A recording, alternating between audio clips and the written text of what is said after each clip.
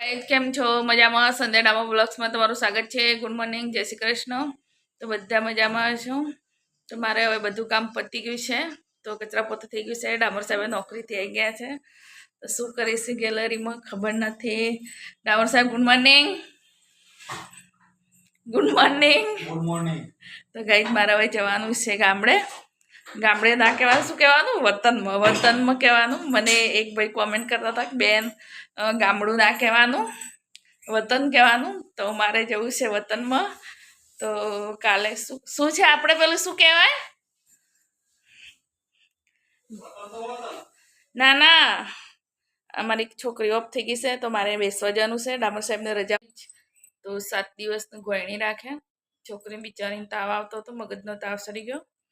એટલે અમારા કુટુંબમાં ઓફ થઈ ગઈ છે. એટલે કાલે 7 દિવસનું ગોળણી રાખેલી છે. એટલે જવાની છે મારે બેસવા. તો ડામર સાહેબને રજા મળતી નથી.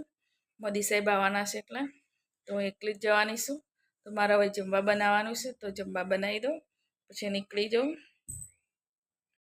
ગાઈસ જમવા બનાવીને જમીને તૈયાર થઈ ગયું છું.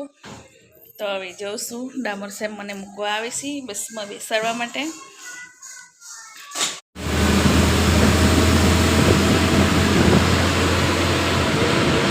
ગાઈસ કેમ છો? મજામાં? સંધ્યાડામાં બ્લોગ્સમાં તમારું સ્વાગત છે. ગુડ મોર્નિંગ, જય શ્રી કૃષ્ણ. બધા મજામાં હશો.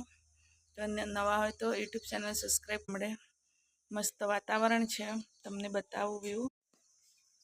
ગાઈસ સરસ મજાની સવાર થઈ ગઈ છે. કેટલું સરસ મસ્ત વાતાવરણ છે, બહુ મસ્ત. પાછું અમદાવાદ જવાનું ના થાય એવું.